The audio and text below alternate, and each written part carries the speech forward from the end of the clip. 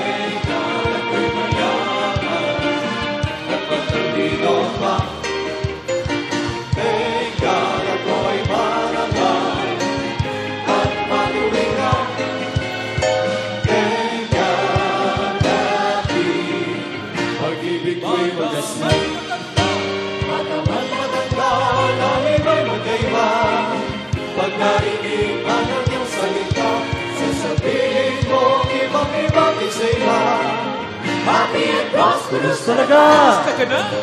Thank God I am blessed. Happy and prosperous talaga. Thank God ako'y mayaman at matalino pa. Thank God ako'y matatag at matuwid na.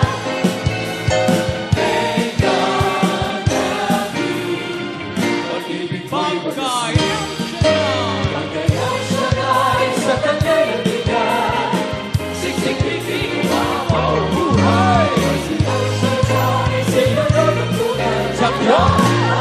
Prosperous talaga. Thank God I am blessed. Happy and prosperous talaga. Thank God ako'y mayaman at matalino pa. Thank God ako'y matatag at matuwid na. Thank God happy. Pag-ibig ko'y magasay.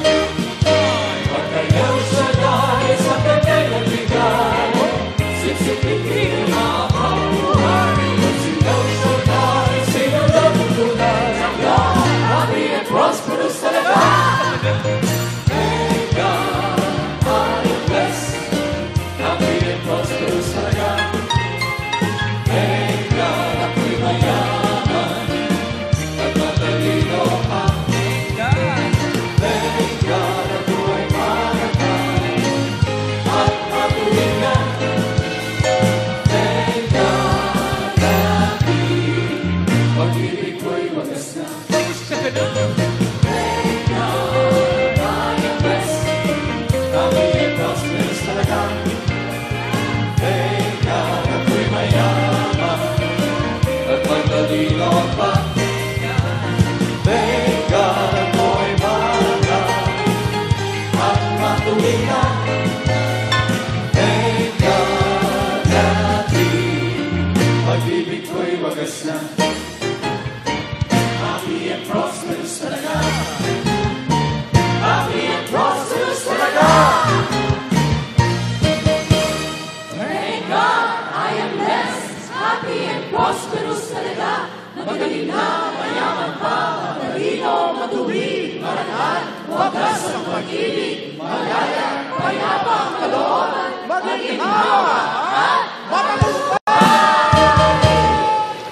Purihin, purihin ang Panginoon. Taas ang inyong dalawang kamay. Tatanungin ko kayo, kayo ba naniniwalang sumasa inyo ang Diyos? Sino nagsasabing sumasa Kanya ang Diyos? Okay. Magawakan kayo ng kamay. Alam niyo ba ang palatandaan ng taong sumasa Kanya ang Diyos? Alam niyo na? Sino nakakaalam ng palatandaan ng isang taong sumasa kanya ang Diyos? Wala pa? Okay, makinig kayo. According to Acts chapter 10, verse 38, how God anointed Jesus of Nazareth with the Holy Spirit and power, and how He went around doing good and healing all who were under the power of the devil, because God was with Him.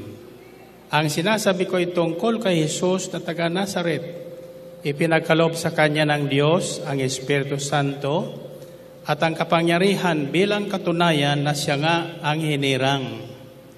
Sapagkat sumasa Kanya ang Diyos, saan man Siya pumaroon, ay gumagawa Siya ng kabutihan at nagpapagaling sa lahat na pinahirapan ng dyablo.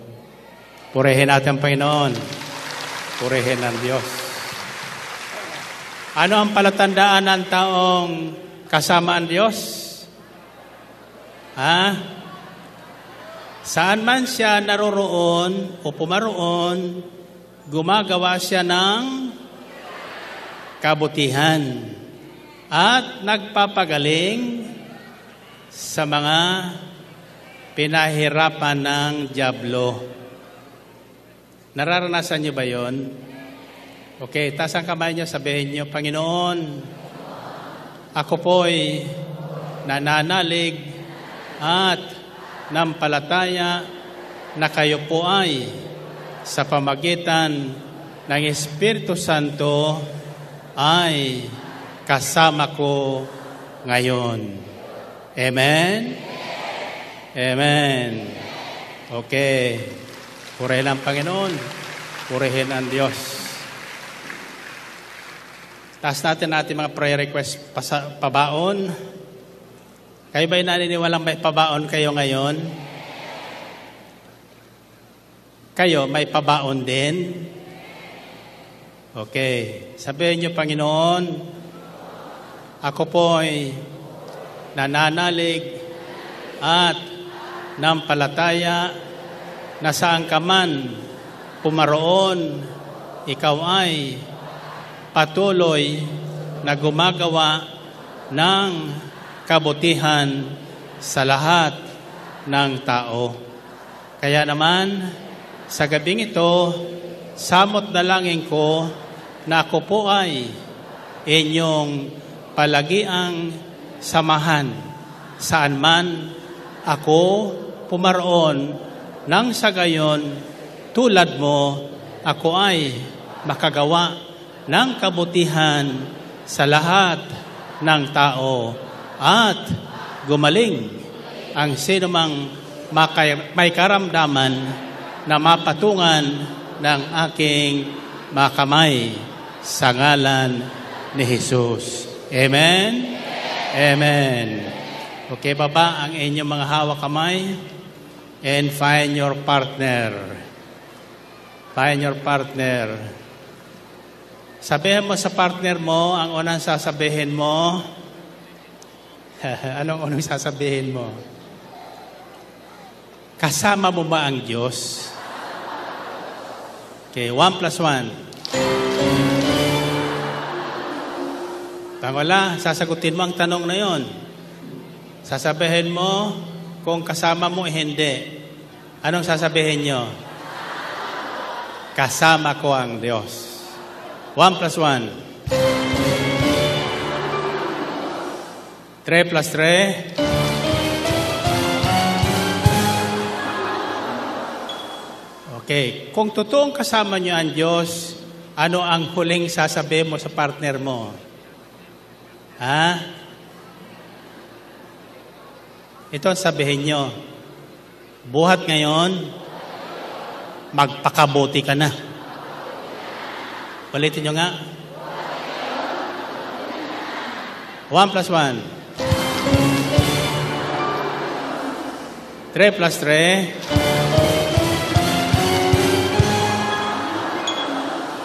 7 plus 7.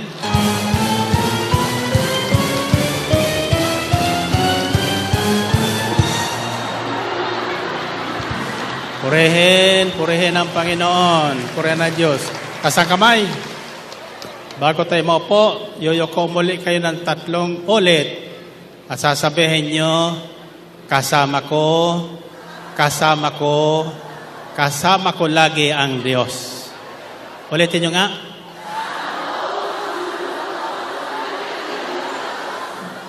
Isa, dalawa, 3.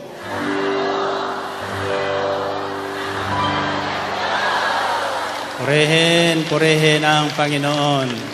Purihin ang Diyos. Okay. Ito po ay karugtong ng ating pinagnilayan ng nakaraang Sabado tungkol sa pagkakaloob ng Espiritu Santo sa lahat ng tao na may pananalig at panampalataya kay Kristo Jesus. So ngayon, aalamin natin kung ano ang nagagawa ng isang taong totoong tinanggap niya sa buhay niya ang Espiritu Santo. Nakikinig ba kayo? Okay. Paliban doon sa mga kolektor, lahat ay tumigil. Lahat na sinasamahan ng Diyos ay maupo. Sabi ni San Pedro sa mga taga-Israelita, mga taga-Israel, according to Acts 10:38, ang sinasabi ko ay tungkol kay Jesus na taga Nazaret. Ipinagkaloob sa kanya ng Diyos ang Espiritu Santo at ang kapangyarihan bilang katunayan na siya nga ang hinirang. Sapagkat sumasa kanya ang Diyos, saan man siya pumaroon, ay gumagawa siya ng kabutihan at nagpapagaling sa lahat ng pinahihirapan ng dyablo. Purihin natin ang Panginoon. Purihin ang Diyos. Brothers and sisters, pagkatapos si Jesus ay binyagan ni Juan sa Ilog Jordan, kitang-kita ng lahat na bumaba sa kanya ang Espiritu Santo buhat sa langit sa anyo ng isang kalapati. At simula sa araw na yon, ng sandaling yon, si Jesus nang umahon po doon sa Ilog Jordan, nagpasimula ng gumawa ng mga kababalaghan sa ikabubuti ng sangkatauhan. Buhat noon hanggang ngayon, si Jesus ay gumagawa ng kabutihan. At isa kayo at isa ako sa mga taong ginawa niya ng kabutihan. Sabi sa Biblia, ang isang taong makasalanan ay nakukuha niyang kusang magbalik loob sa Diyos dahil sa magandang mabubuting gawa at ginawa sa kanya ng Panginoon. Narinig niyo yun? Ang tanong ko ay, kayo ba ay nakaranas na ng kabutihan ng Diyos? May ginawa na bang mabuti sa inyo ang Diyos? Ako'y naniniwala doon. Ngayon, ano naman ang nararapat gawin ng isang taong nakatanggap ng kabutihan sa Diyos? Ano? Basta magpasalamat? Okay. Ito po ang mabuting balita. Tandaan nyo na mabuti. Ayon sa ating napakinggan buhat sa aklat ng magawa ng Diyos sa pamagitan ng mga apostol. The Book of Acts, o ang aklat ng magawa, ay iyon po ang tungkol sa mga ginawang kabutihan ng Diyos sa pamagitan ng mga apostol. At the Book of Acts, up to now, has never ended. Wala pong panghuling kabanata ang aklat na magawa. Bukas po. Bakit? Sapagkat ang ating Diyos ay patuloy pa rin sa paggawa ng kabutihan sa lahat ng tao sa balat ng lupa. Amen ba? So ang lahat ng tao nakaranas ng kabutihan ng Diyos, kung pumalakpak sa Diyos, malakas. Kung simigaw, malakas.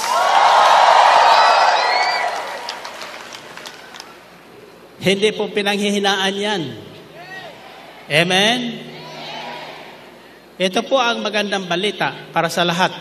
Makinig po kayo, saan man kayo naroroon, sa inyong tahanan, diyan sa sasakyan, sa ibang bansa, sa bawat sulok ng Pilipinas na inaabot ng tinig na ito. Pakinggan niyo po ang aking nasumpungan sa Biblia. According to Acts chapter 10 verses 42 to 44, Peter said, He commanded us to preach to the people and to testify that He is the one whom God appointed as judge of the living and the dead.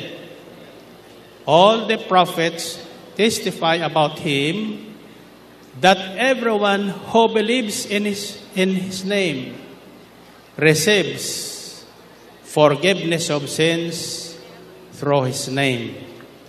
While Peter was still speaking these words, the Holy Spirit came on all who heard the message.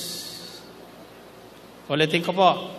Ang sabi ni Pedro, kami po ay inutusan na ipangaral ang mabuting balitang ito tungkol sa mga ginawa ni Jesus. Siya po ang hinirang bilang hukom ng mga buhay at mga namatay. Ang mga propeta o kasulatan ay nagsasabi tungkol dito na ang sino mang sa Kanya ay manalig, patatawarin sa lahat ng kanilang mga kasalanan. Purihin natin ang Panginoon. Purihin ang Diyos. Okay. Para naririnig nyo ng mabuti ang sound, huwag kayo maingay. Ito po ang magandang balita. The following verse said, While Peter was still speaking these words, the Holy Spirit came on all of them who heard the message. Habang nangangaral po si San Pedro Apostol, tulad ko ngayon, sa kapangyarihan ng Espiritu Santo, ang lahat na sa Kanya ay nakikinig, nilukuban din ng Espiritu Santo. Taas ang kamay nyo. Taas ang kamay nyo. In other words, brothers and sisters, ayon sa aklat ng Magawa, napatunayan ni San Pedro na ang Diyos nating sinasamba ay hindi po nagtatangi. Hindi po siya nagtatangi. Lahat ng tao sa balat ng lupa na sa Kanya ay lumapit, manalig at manampalataya ay Kanyang pagkakalooban ng Kanyang Espiritu. Purihin natin ang Diyos. Purihin ang Espiritu Santo. Kasama tayo roon. Now, sa sandaling sumaatin ang Espiritu Santo, mayroon pong pagbabagong nagaganap sa buhay ng tao. Amen? Nagbabago ang ating tingin sa ating kapwa. Ano man ang kanyang kulay, maitim o maputi, ano man ang kanyang katayuan sa lipunan, mayaman o mahirap sa salapi, pantay-pantay ang tingin. Pantay-pantay ang pakikitungo.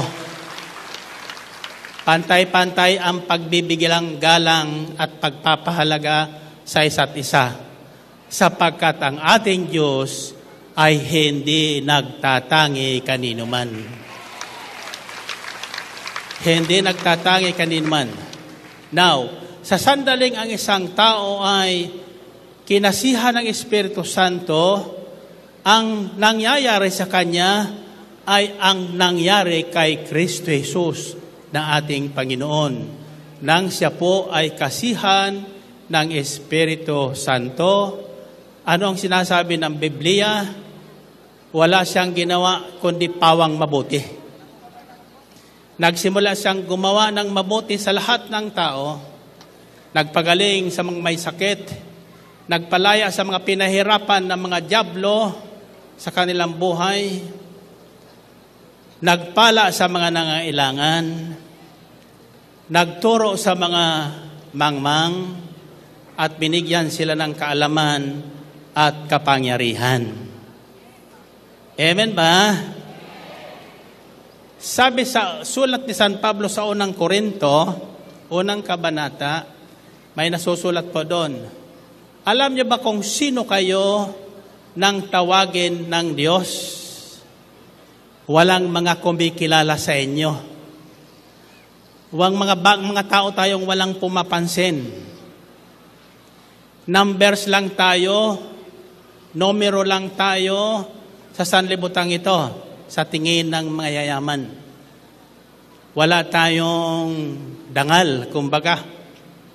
Subalit nang tayo'y tawagin ng Diyos at tumugon tayo sa kanyang panawagan, tinanggap natin ang mabuting balita at ipinagkaloob sa ating ang Espiritu Santo, tayo po ay naging dugong maharlika. Narinig na yun? Taas ang kamay nyo. Tayo po ay naging dugong maharlika. Before we were called and baptized with the Holy Spirit, we were nobody. Walang pumapansin sa atin. Tulad din yung punong lingkod, maski po anong gawin ko noon, na ako yumaman, walang pumapansin sa akin. Ako man may abuloy sa simbahan, kahit magkano, walang paring nakakakilala sa akin. Wala. Subalit, nang tanggapin ko po ang kaloob ng Espiritu Santo, yon dating duling ang tingin sa akin, nading diretso. Yon dating ang tingin sa akin ay pangit, ang tingin ngayon ay purihin natin ang Panginoon. Purihin ng Diyos. Nasa kamay niyo. Bakit? Sapagkat ang sino mang taong nakipag-isa kay Kristo ay nagiging bagong nilalang. Yung lumang pagkatao na hindi katao-tao ay napapalitan ng bagong tao na tinuturing na mga anak ng hari ng mga hari.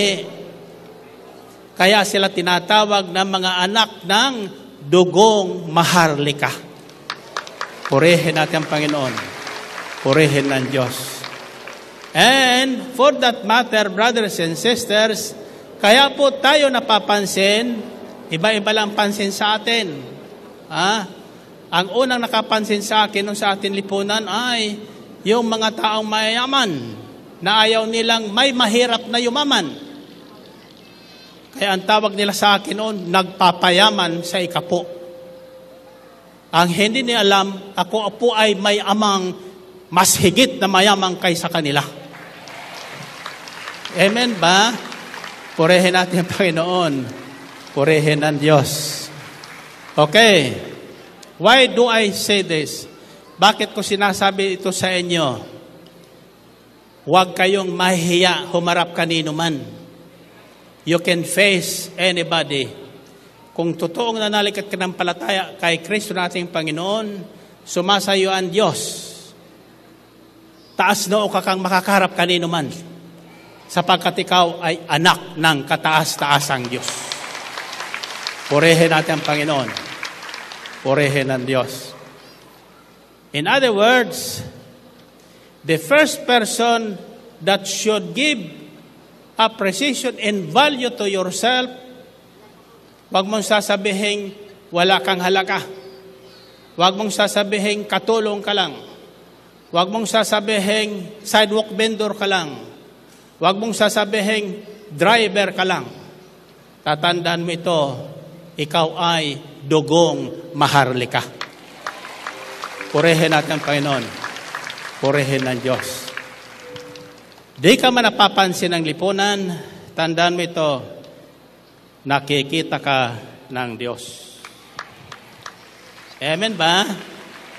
So the first good news for tonight is, lahat na nakaririnig ngayon ng mabuting balitang ito ay kakasihan at kinasihan na ng Espiritu Santo.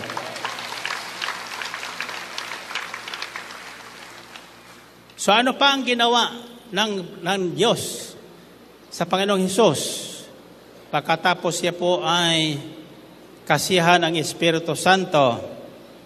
Ang sabi doon, He was given power.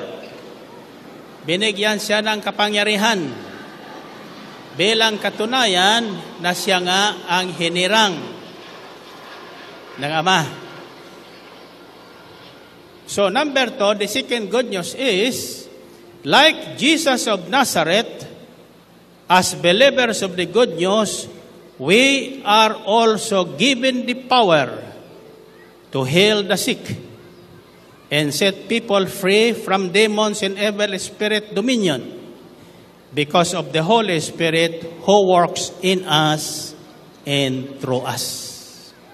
Tulad ni Jesus, nang tanggapin natin ang banal na Espiritu, taglay din natin ang kapangyarihang magpagaling sa lahat ng uri ng karamdaman sa pangalan ni Jesus. Taglay din natin ang kapangyarihang magpalayas ng mga demonyo. Narinig niyo yun? Magpalayas ng mga demonyo sa mga taong inaalihan noon. Alam niyo ba kung paano matandaan yung mga taong inaalihan ng demonyo? Would you recognize a person that is under demon possession? Gusto nyong makakita ng taong inaalihan ng demonyo? Tingnan mo ang katabi mo. Tingnan mo, magtinginan kayo isa't isa.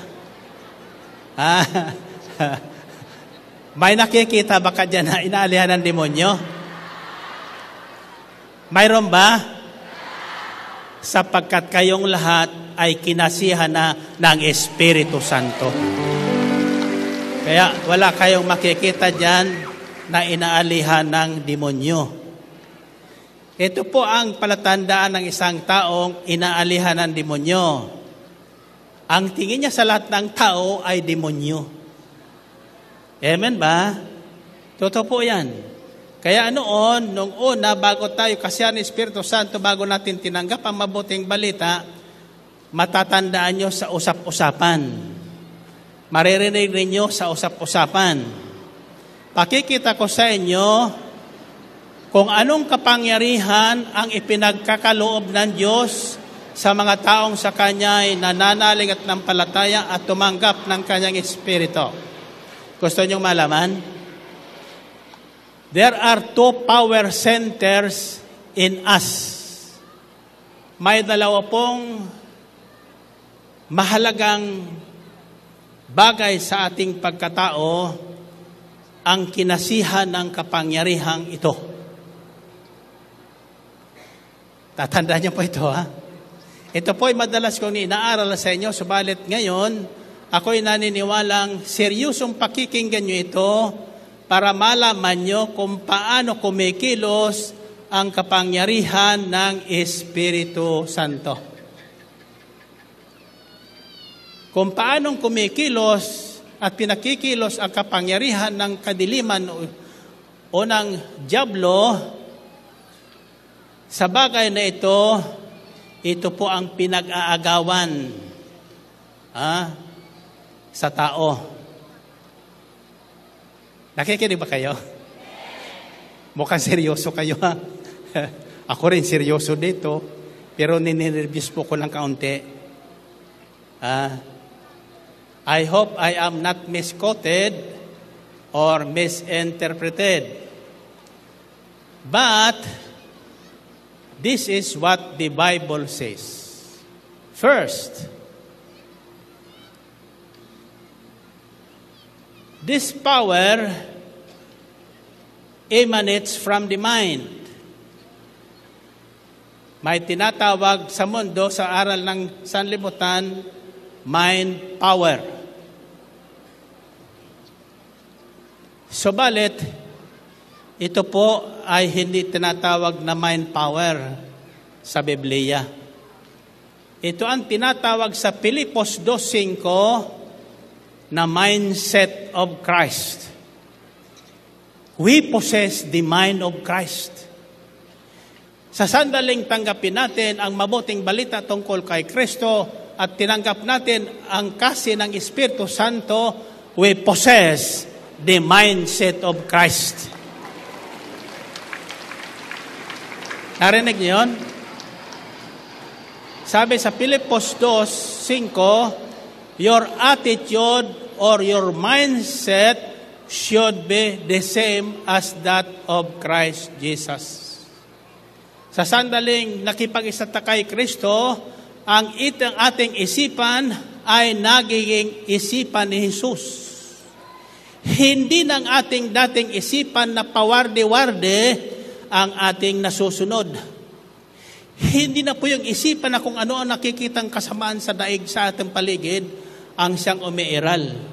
Kundi yung isipan ni Jesus na walang nakikitang kasamaan, kundi pawang kabutihan sa kanyang, sa mga tao, sa kanyang kapwa. Mindset, sabihin niyo. Brothers and sisters, sabi ng isang scientist, neurologist, the brain of man is so powerful. It's full of power na hindi pa natin nagagamit. Kumbaga, ang nagagamit lang natin sa power na yon ay wala pang 1/10 of 1%. Subalit, kapag ang isipan natin ay itinulad natin kay Jesus, ano ba ang nakikita ni Jesus? Nang si Lazarus po ay patay na, tinanggap niya ang balita sa mga kapatid ni Lazarus na si Lazarus, kanyang kaibigan, ay patay na. Ang sabi ni Jesus sa kanyang mga kaalagad, hindi patay si Lazarus. Hindi patay si Lazarus. Pero sa totoo lang, physically, patay na si Lazarus. Pero sa isip ni Jesus, wala siyang nakikitang kamatayan. Ang nakikita niya ay buhay na walang hanggan. Sapagkat yan ang kalooban ng Diyos. Kaya nang sila'y pumunta doon sa Betanya, na kung saan nakalagay si Lazarus, ang sabi ng mga kapatid Lazarus, Panginoon, kung kayo po'y pumarin ng maaga-aga, desin sana'y inabutan niyo ang kanyang ibigan na buhay pa. Ang sabi ni Jesus kay Martha, hindi patay ang kapatid mo. Buhay ang kapatid mo. Buhay ang kapatid mo. Nasusundan niyo ba? Yung mindset, yung kaisipan. Sa tao, patay na. Sa Diyos ay hindi. Sa tao, lugi na. Sa Diyos ay panalo. Nasusundan niyo ba? Now, you listen to this very carefully because I do believe that each one of us, hindi po lang si San Pedro, hindi po lang si Brother Mike, kundi lahat ng tao na kinakasihan at tinanggap nila ang Espiritu Santo sa kanilang buhay, kung ano ang kanilang paniwalaan sa kanilang isip, mangyayari sa kanila. Amen ba? So kaya po, ang isipan ng tao ay iniingatan po yan. Subalit hindi natin kayang ingatan ang ating isipan sapagkat may nanggugulo dyan. So the first battleground of good and evil is in the mind of man. Ang unang digmaan o pwestong pinag-aagawan, hindi po ang tungkulin sa pamahalaan. ang unang pwestong pinag-aagawan dito sa daigdig ng espiritu ng kadiliman at ng mabuting espiritu ay ang isipan ng tao. Ang isipan ng tao. Kaya ang sabi ng Biblia, sabi sa Pilipos 4:8, kung hindi ako nagkakamali, if there's anything of value, kung mayroon man kayong dapat itanim sa inyong isip, yaong mga bagay na maganda, yaong bagay na totoo, yaong bagay na karapat-dapat, mga bagay na karapat-dapat natin pag-isipan, hindi yung mga bagay na hindi dapat natin bigyan ng puwang sa ating isipan. Narinig niyo ba yun? If there's any good thing, think about such things. Fill your minds with the things that are pure, the things that are lovely, beautiful, truthful. Yun ay lagay natin sa ating isipan. Kaya ako hindi ko nilalagay sa aking isipan na ako'y matanda na. Ang isipan ko ay ako'y batang-bata pa. Amen ba? Kaya pag may nakikijaging sa akin mga bata, narinig ko sa likod ko, hinihingal na. Nang tanongin ko, ilan edad mo na? 50. 50, hinihingal ka na. Ako 77 na. Hindi pa hinihingal. Bakit? Yung pagkapagod, nasa isip lang yan.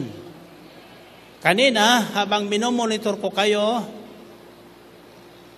sa aking monitor doon sa television, nakikita ko lahat namamaypay. Bakit? Pakiramdam nila mainit.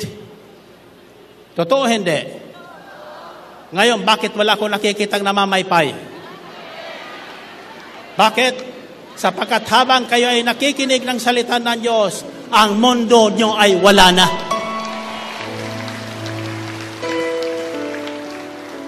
Sapagkat ang salita ng Diyos na pinakikinggan ay nagbibigay ng lamig sa naiinitan. Lamig sa mainit ang ulo. Amen ba? Nagbibigay ng sigla sa nalulungkot. Nagbibigay ng lakas sa nangihina. Nagbibigay ng kagalingan sa lahat na may karamdaman. Amen? The Bible says, as a man thinks in his heart, so is he. Kung ano ang iniisip ng tao sa kanyang sarili, siyang nagiging ganun. Pag iniisip mong ikaw ay... Hello? Sound? Wala kayo naririnig? Batuhin nyo itong technician. Okay, ayusin nyo ang sounds na yan. Sapagkat ako'y nahihirapan dito magsigaw. Kaya na niya pa ba kayo? Okay, nasaan tayo? Nasaan na ako? Kasi sigaw ko ng sigaw dyan. Nasa isip. Nasa isip. Okay. Tanong ko sa inyo, may isipan ba kayo? Tanong ko sa inyo ngayon, ano ang iniisip nyo ngayon? Anong iniisip nyo ngayon?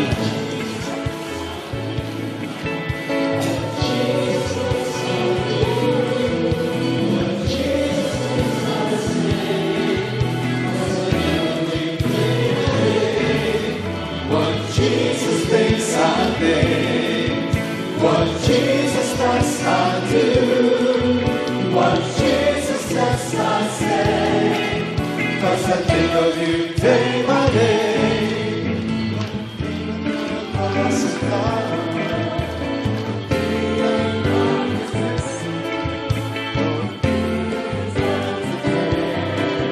When you're down and out, He's always there for you. What Jesus thinks, I think. What Jesus does, I do. What Jesus says, I say. 'Cause I think of Him day by day. What Jesus does, I'll do. What Jesus says, I'll say. 'Cause I think of Him day by day. Think of His love. Think of His mercy. Think of His grace. Think of God constantly and live happily. What Jesus thinks, I'll think. What Jesus does, I'll do. What Jesus says, I'll say. 'Cause I think of Him day by day. What Jesus thinks, I'll think. What Jesus does, I'll do. What Jesus says, I'll say. 'Cause I think of Him day by day. Don't think that God doesn't love you. Don't think that His word is untrue. Don't think that He doesn't care. When you're down and out, He's always there for you. What Jesus thinks, I'll think. What Jesus does, I'll do. What Jesus says, I'll say. 'Cause I think of Him day by day. What Jesus thinks, I'll think. What Jesus does, I'll do. What Jesus says, I'll say. 'Cause I think of Him day by day. Think of His love. Think of His love. Think of His mercy. Think of His grace. Think of God constantly and live happily. What Jesus thinks, I'll think. What Jesus does, I'll do. What Jesus says, I'll say. 'Cause I think of Him day by day. What Jesus thinks, I'll think. What Jesus does, I'll do. What Jesus says, I'll say. 'Cause I think of Him day by day. 'Cause I think of Him day by day. 'Cause I think of Him day by day. Purihin, purihin ang Panginoon. Okay. Nasa pangalaw pa lang tayo. Like Jesus of Nazareth, as believers of the good news, we are also given the power to heal the sick and set people free from demon possessions. You know why? Because like Jesus, God is with us. Sumasa atin ang Diyos sa pamagitan ng Espiritu Santo. Lagay ang kamay nyo sa ulo nyo. May ulo ba kayo? Saan ba nakalagay ang isip? Sa ulo o sa tiyan? Sa ulo. According to Mark chapter 16 verses 15 to 18, then Jesus said to them, "Go into all the world and preach the gospel to all creation.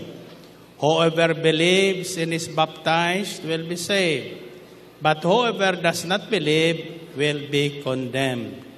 And these signs will accompany those who believe. In my name they will drive out demons. They will speak in new tongues. They will pick up snakes with their hands. And when they drink deadly poison, it will not hurt them at all. They will place their hands on sick people, and the sick will get well."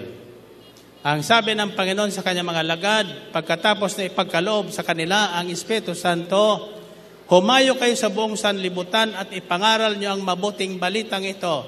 Ang sino mang manalig at manampalatay at mabautismuhan ay maliligtas. Ang hindi manalig at manampalataya at uuwing walang pinaniwalaan, hinatula na ang kanyang buhay." Hindi ang Diyos ang naghatol sa kanya, kundi siya sapagkat tumanggi siya na paniwalaan ang mabuting balita tungkol sa muling pagkabuhay ni Jesus. At ito po ang magandang balita.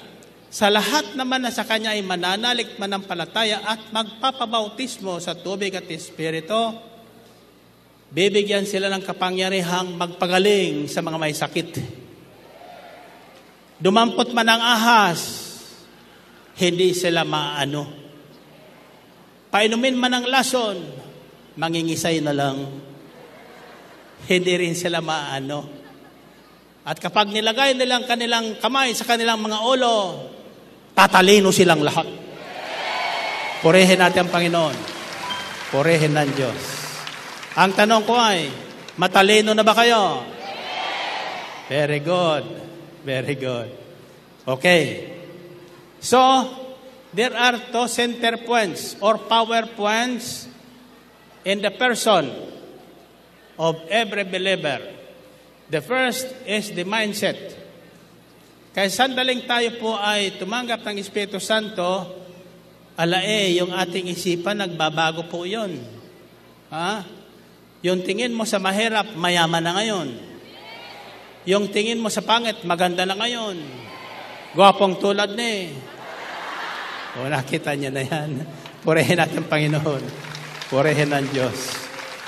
Then, the second power point in a Christian is, where is it located?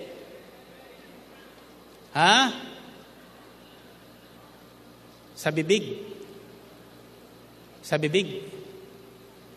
Sa dila. May dila ba kayo? Labas yung dila nyo. Hallelujah. Alam nyo, kahit baloktot ang dila nyo, itutuwid ng Espiritu Santo. Amen? Sabi sa Biblia, life and death is at the tip of your tongue. Buhay at kamatayan nasa bibig ng tao na kasalalay.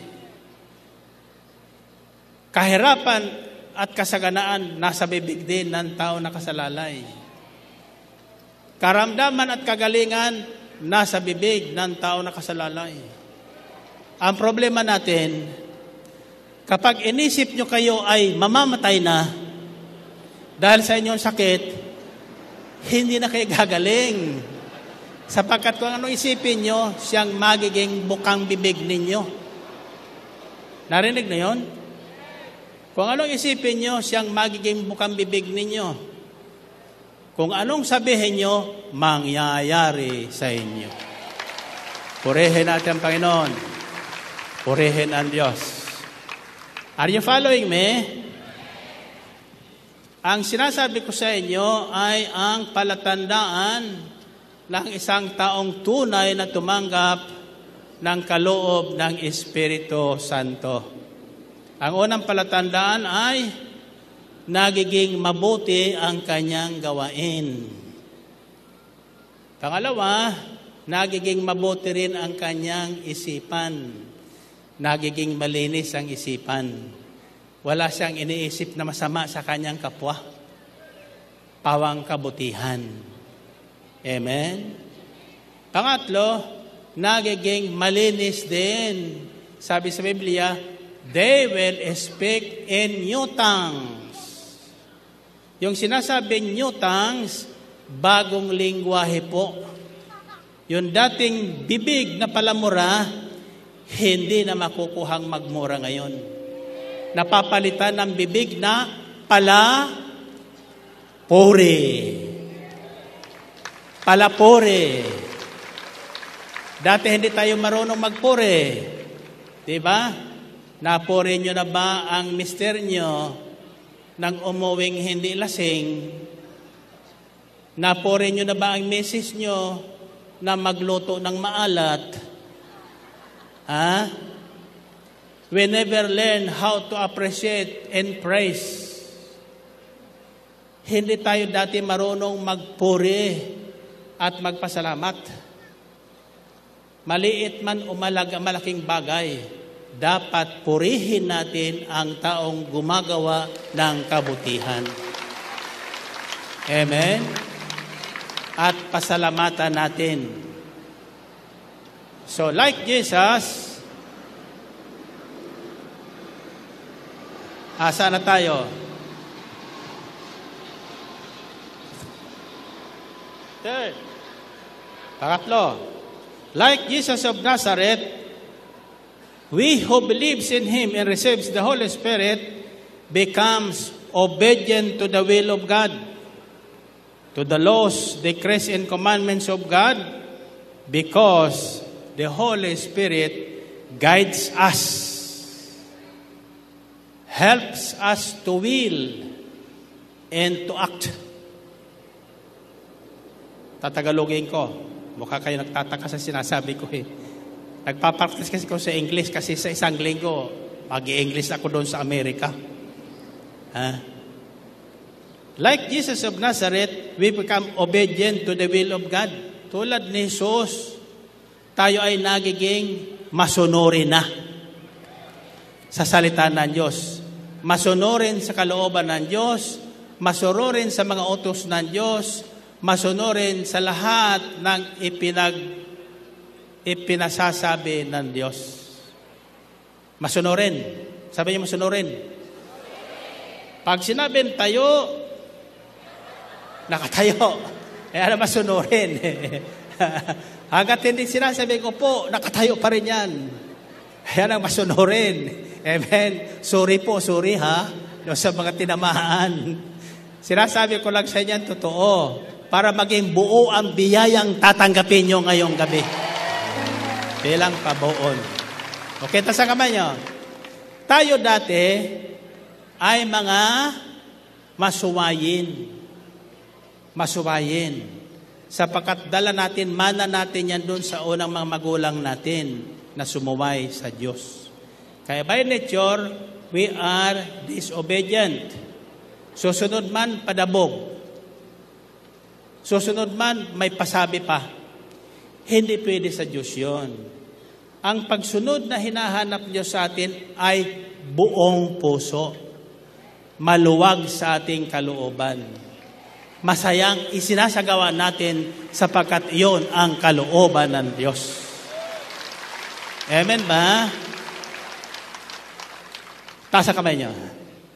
Sabi niyo, Brother Mike, paano ko magagawa yan? Gusto niyong makasunod? Totoo? Umikot kayo ng 3. Ikot ng 3. Ayan. Pag hindi kayo nahilo, makakasunod kayo. Oh, hindi kayo nahilo? Okay, makakasunod kayo dito. Ngayon, paano tayo makasusunod? Okay yan, ito yan. Alam nyo, sa totoo lang, nahirapan din ako noon nito. Ano? Pero sa totoo lang, nang mas discovery ko po ang sekreto, hindi na po ko nahirapan. Hindi na po ko nahirapan. No? Ganito pag sekreto. Ang sekreto ay nasumpungan ko po sa aklat ng Pilipos. It's found in Philippians chapter 2 verses 12 to 13. It says, continue to work out your salvation with fear and trembling, for it is God who works in you to will and to act according to His good purpose. Ipagpatuloy nyo ang inyong kaligtasan. To work out means to exercise your salvation. To work out is not doing good to be saved, because we cannot be saved by good works. We have been saved through faith. Sa pamagitan ng ating pananalig kay Kristo, tayo ay naligtas at pinatunayan niya ng Diyos nang tayo ay bigyan ng Kanyang Espiritu Santo. Amen? Now, but some people who have received the Holy Spirit, hindi po nasusunod ang Espiritu Santo. Bakit? Yung mindset nila hindi nagbabago. They did not allow the Holy Spirit to take over their mindset. They have never allowed the Holy Spirit to take over their feelings, their emotions, their language. Iyan po ang karamihan sa mga Kristiyano. Hindi kumikilo sa kanilang buhay ang kapangyarihan ng Diyos na sinasabi ng Biblia sapagkat hindi naman nila ina-acknowledge at hinahayaan na kumilos ang Espiritu Santo sa kanilang buhay. Narinig niyo yun? Ha? Bagamat sumasa atin ng Diyos, kung ayaw natin sumunod, hindi tayo pipilitin ng Diyos. For example, dito sa ating gawain, na lang dito, it's very easy to distinguish a person whose spirit is in accordance with the Holy Spirit. Paano? Pag sinabi kong palakpak, ayan. Nakangiti pa yan habang pumapalakpak. Pag sinabi kong sigaw, pag sinabi kong talon ng pito,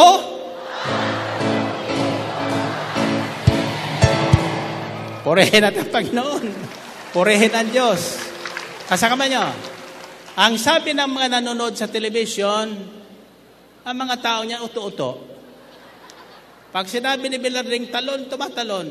Subukan mong tumalon dyan sa bahay mo. Huwag lang sa bintana. Mararanasan mo ang nararanasan ng mga taong ito, kumikilos ang Espiritu Santo sa buhay nila. Okay. Lagay ang kamay nyo sa ulo nyo. Ayan. Maganda tingnan pag nakalagay ang mga kamay nyo sa ulo nyo. Filipos 2:12-13. Babalikan ko po. Continue to work out your salvation with fear and trembling, for it is God who works in you to will and to act according to His God purpose. Sapagkat ang Diyos na ngayon ang nagbibigay sa atin ng hangarin na makagawa ng mabuti. Ang Espiritu Santo nagbibigay sa atin ng hangarin na masunod ang kalooban ng Diyos. Ang Espiritu Santo ang nagbibigay sa atin ng hangarin makatulong sa mga nangangailangan. Narinig niyo yun? Sabi niyo hangarin. Subalit marami po mga taong nagkaroon ng mabuting hangarin. Hanggang doon na lang. Hanggang doon na lang. Hindi nila nagawa yung kanilang mabuting hangarin. Alam niyo kung bakit? Yung susunod pong kilos ng Espiritu Santo ay sinasabi dito, for it is God who works in you to will and to act. Ang Diyos na rin ang nagbibigay sa atin ng mabuting hangarin at manlakas ng loob na nagtutulak sa atin na gawin natin ang mabuting hangarin na yon. Purihin natin ang Panginoon. Purihin ang Diyos. Nang tanggapin natin ang kaligtasan, wala nang hangarin tayong masama sa ating kapwa o sa ating buhay, kundi pawing kabutihan. Noong unang panahon, mayroon tayong mga New Year's resolution, mabuting hangarin na hindi nagaganap sapagkat hindi sinusundan ng aksyon. Hindi sinusundan ng aksyon. Ito hindi. Pag hinayaan natin kumilos ang Espiritu Santo sa ating buhay, bibigyan tayong hangarin at nanlakas ng loob na matupad ang masyagawa ang hangaring mabuting iyon. Amen ba? Kasakamay nyo. Bakit nga ba si Brother Mike napakayabang dito sa entabladong ito? Alam niyo kung bakit? Ang sinasabi ko sa inyo ay hangaring nilagay sa puso ko ng Espiritu Santo. At ang tapang kong pinakikita ngayon, the boldness that I am showing everyone all over the world, on television, on the internet, di mabalam kong pinag-aralan, hindi galing sa akin yan. Kung ako lang, alay mananahimik na ako. Kung ako lang, magtatago na ako sa saya ng asawa ko. Kaya lang, ang Espiritu Santo ang nagsasabi, nagtutulak sa akin, ipagsigawan mo ang mabuting balitang ito.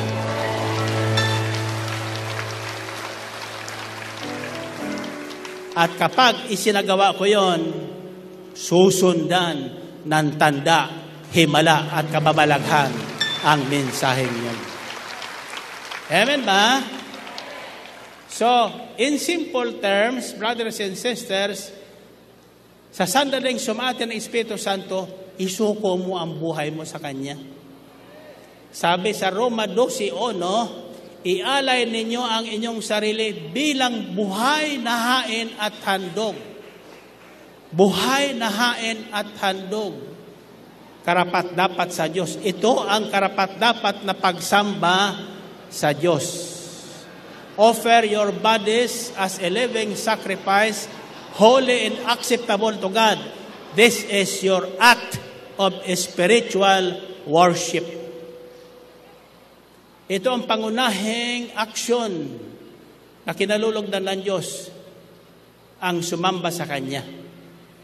Hindi natin masasamba ang Diyos ng buong puso kung hindi natin iaalay ang ating sarili sa Kanya bilang buhay na hain.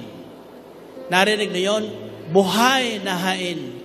Hindi patay na hain o handog. Buhay na handog sa Diyos.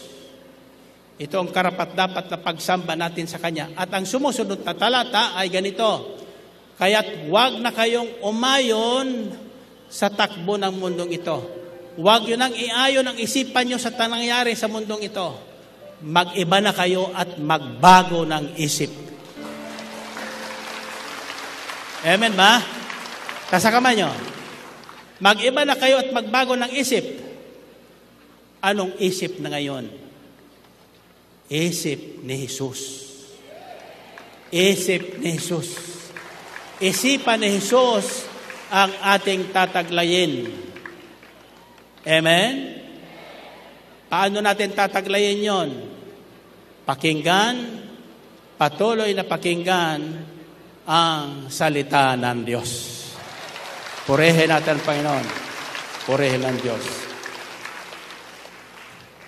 So like Jesus of Nazareth, we become obedient to the will of God, to the laws, decrees, and commandments, because the Holy Spirit is with us, guiding us, helping us to will and to act. Tinutulungan tayo ng Espiritu Santong magkaroon ng mabuting hangarin sa ating kapwa, masunod ang kalooban ng Diyos, at binibigyan tayo ng kakaibang lakas at tapang na sundin nga ang kalooban ng Diyos. Purihin natin ang Panginoon. Purihin ng Diyos. Paano nangyayari yon? In Philippians chapter 2 verses 5 to 8, this is what is written. In your relationships with one another, have the same mindset as Christ Jesus, who being in very nature God, did not consider equally with God something to be grasped or to be used to his own advantage. Rather, he made himself nothing by taking the very nature of a servant, being made in human likeness, and being found in appearance as a man, he humbled himself, and by becoming obedient to death, even death on the cross. Si Jesus, bagamat alam niya sa Diyos, para masunod ang kalooban ng Ama, itinabi niya ang kanyang pagka-Diyos. Para tayo makasunod sa kalooban ng Ama, itatabi muna natin yung ating pinag-aralan sa mundo. Kung abogado ka, di kampanilya, itabi mo muna. Kung CPE ka, itabi mo muna. Kung ikaw ay Doctor of Laws, itabi mo muna. Sapagkat hanggat hindi natin itinatabi yan, hindi natin masusunod ang kalooban ng Diyos. Purihin natin ang Panginoon. Purihin ng Diyos. Okay. Tasa kamay nyo. Gusto nyo tapusin natin ito? O sa pagbabalik ko na? Sino sasabing tapusin na ngayon? Mahina. Okay. Hahatiin ko ang kalahati sa pagbalik ko. Pabaon muna ngayon. Pagbalik ko, lahat na babalik dito, may pasalubong. Amen ba? Okay. Sinong gustong magkaroon ng bagong puso? Bagong puso. Lagay nyo ang dibdib nyo ay kamay nyo sa inyong puso. O lagay nyo ang puso nyo sa kamay nyo. Ezekiel chapter 36 verses 26-27. I will give you a new heart and put a new spirit in you. I will remove from your heart of stone and give you a heart of flesh. And I will put my spirit in you and move you to follow my decrees and be careful to keep my laws. Ang sabi ng Diyos, papalitan ko ang inyong pusong bato. Pusong bato. Sino ang may pusong bato? Sa totoo lang, lahat tayo may ganyan nung una. Nung hindi pa napapalitan. Kaya hindi tayo makasunod sa kalooban ng Diyos. Sabi ng Diyos, papalitan ko ang inyong pusong bato ng pusong laman. At ilalagay ko sa pusong laman na yan ang aking espiritu upang masunod nyo ang aking kalooban. Purihin natin ang Panginoon. Purihin ng Diyos. Okay. Isip. Sabi nyo. Ngoso. Puso. So ngayon, para maranasan natin, magawa natin yung ginawa ng Panginoong Kristo, makatulad tayo sa Kanya, kailangan magbago ang ating isip, magbago ang ating nguso, at magbago ang ating puso. Amen ba? Yung pusong bato, kailangan maging pusong laman. Amen ba? Yung pusong masuwayin, nagiging pusong masunaw rin.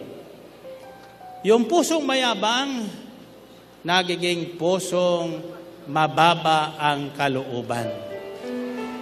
Amen ba? Purihin natin, Panginoon. Purihin ng Diyos. And finally,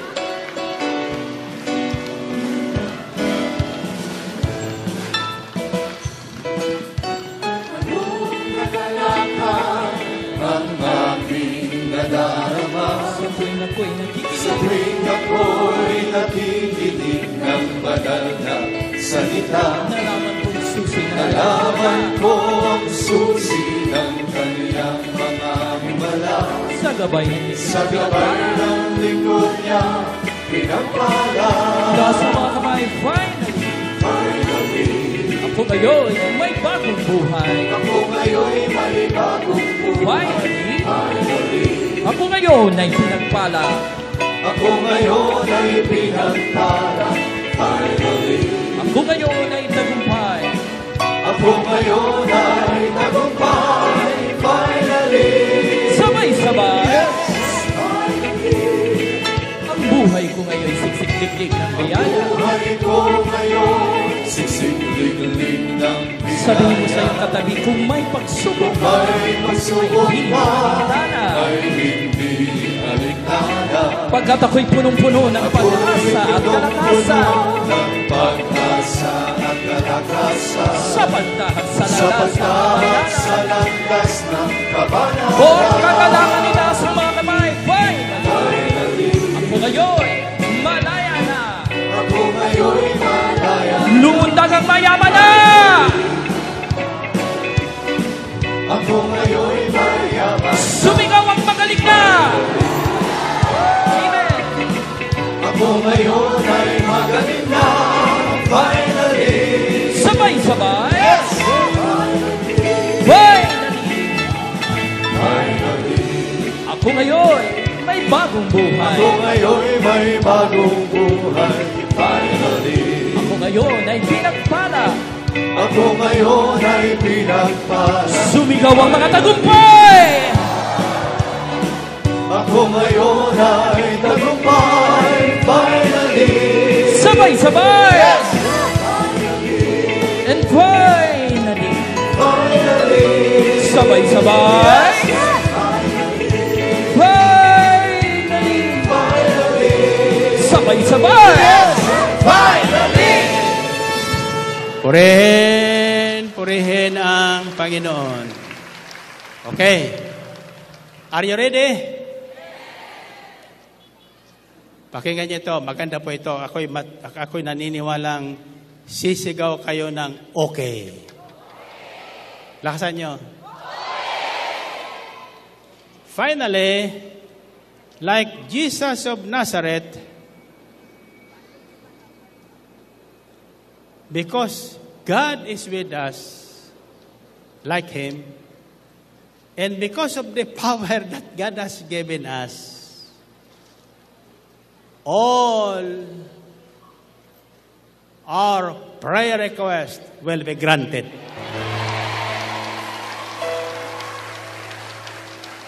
Anong sigaw doon?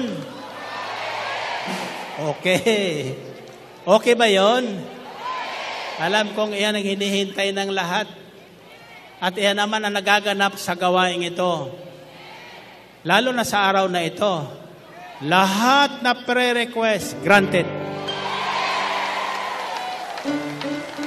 Amen? Lagay ang kamay niyo sa ulo niyo. Tuturuan ko kayo paano niyo tatanggapin ang inyong kahilingan. It says, dito muna tayo sa John 11 verses 40 to 44. Then Jesus said, "Did I not tell you that if you believe, you will see the glory of God?" So they took away the stone. Then Jesus looked up and said, "Father, I thank you that you have heard me. I know that you always hear me, but I say this for the benefit of the people standing here, that they may believe that you sent me." When he said this, Jesus called in a loud voice, "Lazarus, come out." The dead man came out, his hands and feet wrapped with the strips of linen, and a cloth around his face. Jesus said to them, "Take off the grave clothes and let him go." Ganito po yon. Sinabi ko sa inyo yung isipan ni Jesus kanina. Nang mabalitaan niya na si Lazarus, kanyang kaibigan, ay patay, ang sinabi niya, hindi patay. Sa isip ni Jesus, walang kamatayan. Hindi patay si Lazarus. Pero physically, totoo po yun. Ngayon, nang dinala na ni Martha at Maria sila doon sa libingan ni Lazarus, ang sabi ni Jesus, alisin niyo ang takip ng libingan. Ang sabi ni Martha at Maria, Lord, nangangamoy na po yan. 4 na araw na po yan na nakalibing. Patay na talaga ang kapatid namin. Ang sabi ni Jesus, Martha, Maria, di ba sinabi ko sa inyo na kung kayo'y mananalig sa akin, makikita ninyo ang kaluwalhatian ng Diyos? Taas ang kamay niyo.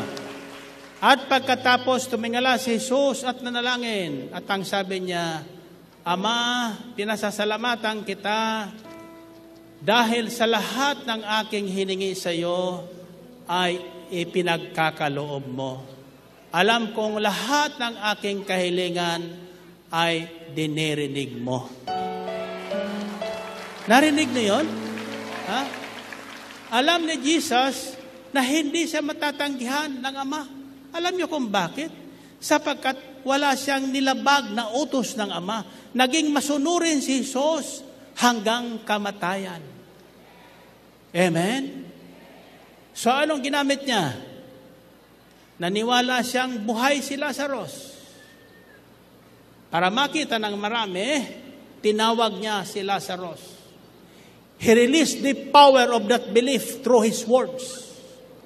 Pinakawalan ni Jesus ang kapangyarihang yun na nasa Kanya sa pamagitan ng tawagin niya si Lazarus sa Kanyang pangalan. Ang sabi niya, Lazarus! Siguro sa paligid doon, ano ito? Tinatawag yung patay. Pero yung patay, bumangon. Bumangon. Bakit? Walang sinasabi si Jesus na hindi nagkakatotoo. Purihin natin ang Panginoon. Purihin natin ang Diyos. So like Jesus, brothers and sisters, our prayers will always be heard. Bakit? Ang panalangin itinataas natin sa Diyos, hindi yaong sa atin, yaong odyok ng Espiritu Santo sa atin. Narinig niyo yun? Nasa kamay niyo. Kaya bago kayo mananalangin, hingin niyo sa Espiritu Santo kung anong nararapat niyong hingin at sabihin sa Diyos. Words that we use in prayer are so important and powerful. It can negate your prayer or it can affirm the power of your prayer. May mga taong nananalangin, no? Pero ang isipan nila, hiwalay doon sa kanilang hinihingi. Yung isip at puso, hindi magkasundo. Hindi pwede yun. Sa Diyos, nagkakasundo ang isipan at ang puso at ang nguso. Narinig na yun? Sa sandaling, nagkaisang ating isipan, ang ating puso at ang nguso, tulad ni Jesus, maging ang patay, matatawag natin sa kanyang libingan. Now, here is the finally. Kayo naririto pa na hindi pa umaalis, tataglayin niya ito. How to operate the power that God has given us. Paano niyo pakikilusin ang kapangyarihang binibigay sa atin ng Diyos? Bibigyan ko muna kayo ng isang example. Simple po, manok. Ang manok. Lakasan nyo. Sinasabi ko sa inyo, mayroon kaming mga manok ngayon na pinag-aaralan ko, kaya hindi ko po maluto-luto. Iba na po talaga yung pinalaki mo pala. Laging masunurin sila hanggang sa sila ay tumutuka na sa palad ni Sister Belen. Noong isang araw, pinakita ko sa ating makasamahan dito, lalo na po yung mga gospel choir na sumama sa akin si Jogging, sabi ko, tingnan nyo ang gaganda ng mga manok. Hindi basta tuka ng tuka yan. Iyan po ay nagbabalik ng kasiyahan sa nagpapakain sa kanila. Pinagbasdan nila. Sabi ko, itong manok na ito na maganda at masipag, ang pangalan nito si Mary Rose. Purihin natin, Panginoon. Purihin na Diyos. Ito naman kako ang isang ito na nagdadalaga, si Gerly Balisbes. Ito naman kako ang isang itong dalagita, si Werlin Dorado. Purihin natin Panginoon. Purihin na Diyos. Masaya naman sila. Mamaya-maya, nagkukukak na yung manok. Sabi ni Sister Belen, mangingitlog na naman yan. Ay ngayon, yung kanyang itlog kasi na doon sa kung saan lang umiitlog doon sa mga paso, kinukuha ng pusa. So ngayon, sabi ko Sister Belen, gumaka doon ng pugad na maganda. So ngayon, nang umakyat na po doon si Mary Rose sa isang paso, sabi ni Sister Belen, wag dyan, Mary Rose. Sabi niya, wag dyan, mayroon kong bagong pugad na ginawa. Doon ka, sapagkat maganda ka, doon ka sa magandang pugad. Hallelujah. Tasa kamay nyo. Alam nyo, kaninang umaga, pinasilip yung pugad. Kako ng itlog ba? Ala 4 na ang itlog agad. 4 na ang itlog. Kako kamakailan lang, isang araw lang yan. Napakasipag naman ito ni Mary Rose mangitlog. Purihin natin Panginoon. Purihin ang Diyos. Okay. Sabi niyo, Brother Mike, ano naman ang relasyon ng manok mo sa Espiritu Santo? Alam niyo, mga manok, may tinig na pinakikiinggan. Yung nagpapakain sa kanyang kamay, yun ang naririnig kilalang tinig. Yung tinig ko hindi. Tinig ni Sister Belen, doon sila lumalapit. Pag ako tumawag, lumalayo. Alam ko yung bakit? Pinaluluto ko sa kawali. Hallelujah. But deep winter is like this. Sasabihin ko na sa inyo, gusto niyong umuwing masaya ngayon? Gusto niyong lahat na pangarap sa buhay magkatotoo? Okay, tas ang kamay niyo.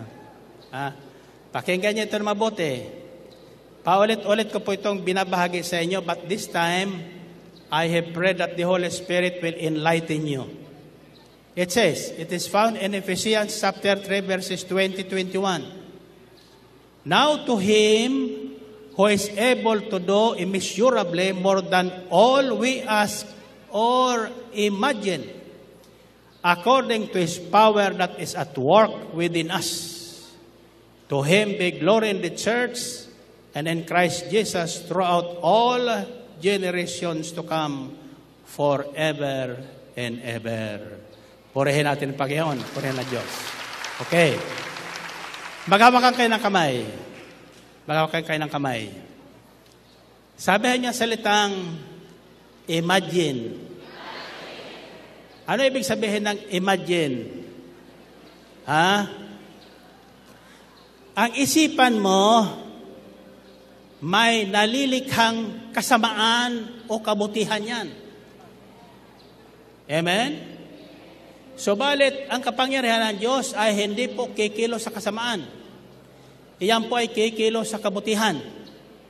Kung anong gusto mong gawin ng Diyos sa iyo, di yun ang imaginein mo. Gusto mong magkaroon ng mister na gwapong tulad ni? Pag-aralan mo ang mukha ko. Imaginein mo yun. Imagine mo yun. Itatanim mo sa iyong isipan na yung hinihingi mong kotse, dumarating na. Amen? Yung hinihingi mong Prince Charming, naririyan na. Amen ba? Nasusundan niyo na? Tandaan niyo ito. Sabi doon, sa Diyos na makagagawa ng higit sa lahat ng ating maaring hingin at isipin sa pamamagitan ng kapangyarihang kumikilos sa atin. Ano ang kapangyarihang kumikilos sa atin? the will and the power to act. God will give us the will. Ang Diyos ang magbibigay sa atin ng mabuti at magandang hangarin. At ang Diyos din ang magbibigay sa atin ng lakas ng loob na haltakin na si Mister. Purihin natin ang Panginoon. Purihin ang Diyos. Amen ba? Okay. Tasa kamay nyo. Kamay nyo. Kayo ba'y marunong mag-imagine? Now, you try this. When you go home, ngayon, pag uwi nyo, i-drawing nyo yung gusto nyong mangyari sa pagbabalik ko. Yan ang magiging pasalubong nyo. Amen? Hihingin nyo sa Diyos yan. Hingin nyo sa Espiritu, tulungan kayong mag-drawing. May lumapit sa akin noon yan. Drinowing niya yan lahat na katangian ng mister na pangasawa niya. Ay, tama. Yung katangian ng mister niya. Lahat na drinowing niya. Yung ilong, yung mata, yung braso, yung pisngi, yung tainga. Yun ang dumating. Ang sabi niya sa akin, may nakalimutan ako, Brother Mike, sa akin drawing. Ano yon? Yung height. Ang dumating sa akin, pandak. Purihin natin ang Panginoon. Purihin ng Diyos. Hallelujah. Taas sa kamay niyo, sa kamay niyo. Subukan niyo ito. Kayo ba'y naniniwalang tinanggap niyo ang Espiritu Santo? Kayo ba'y naniniwalang tuturuan kayo ng Espiritu Santo? Kayo ba'y naniniwalang tutulungan kayong mag-isip ng mabuti?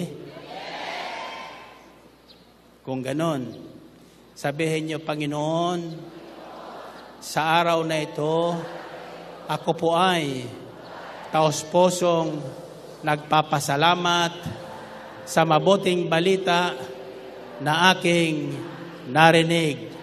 Higit sa lahat, sa kaloob ng Espiritu Santo. Ngayon, alam ko na kung ano ang aking gagawin. Siya ang aking paghahariin sa aking isipan, kalooban, at pananalita. Nang sa gayon, ang magandang hangarin sa akin ng Diyos ngayon din ay maganap sa ngalan ni Jesus. Amen? Amen. Purihin natin ang Panginoon ng malakas na malakas. Okay. Find your partner. Find your partner. Sabihin mo sa partner mo, ngayon, alam mo na. 1 plus 1.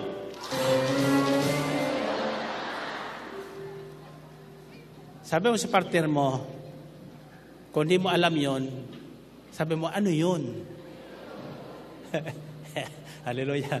Kayo sunod talaga sa sunod, hindi naman natin alam kung ano yun eh. 1 plus 1. 3 plus 3. Okay. Ano yun? Ito ang sabi mo sa uli. Ang isip mo, puso mo, ngoso mo, itulad mo kay Kristo. Ulitin nyo nga.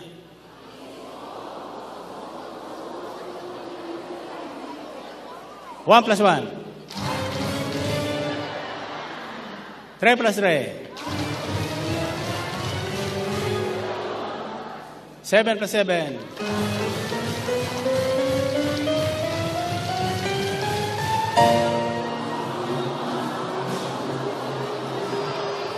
Purihin ang Panginoon. Taas ang kamay, taas ang kamay. Taas ang kamay. Okay. Mag-isip muna kayo. Isip muna kayo. Isipin nyo na yung pinakamagandang magagawa ninyo sa buhay nyo. Ha? At pagtapong ko sa inyo, ito ang isisigaw nyo. Mangyayari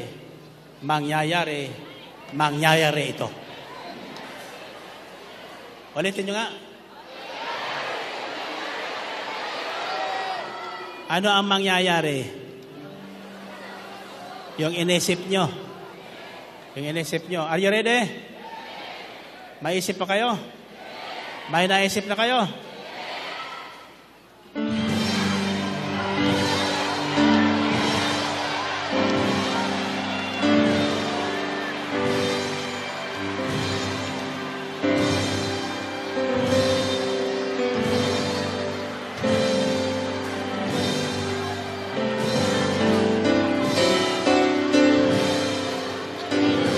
Mangyari nawa ang lahat ng inisip nyo. Kasama natin ang Diyos. Di ako mangangamba. Di ako mababalisa. Kasama natin ang Diyos. Kasama natin ang Diyos.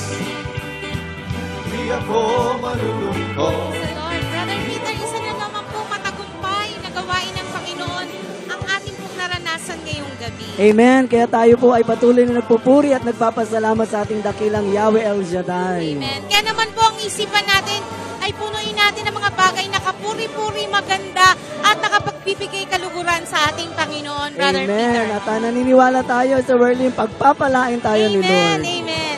Kaya naman patuloy po namin kayong inaiyahan sa susunod na Sabado dito pa rin po sa lugar po ng Anvil City. Pansamantala pong nagpapaalam, Sister Werlyn Dorado. Ito po ang inyong kapatid ka-prayer partner, Brother Peter Paul God bless us Bautista. all. God bless us all. Dumaan ako sa iyo. Di ako malulungkot. Dumaan ako sa buhay. Di ako masusulong. Kasama natin ang Diyos. Di ako makaganda. Di ako makaganda. Kasama natin ang Diyos. Kasama natin ang Diyos. Di ako makaganda. Di ako makakapon. Kasama natin ang Diyos.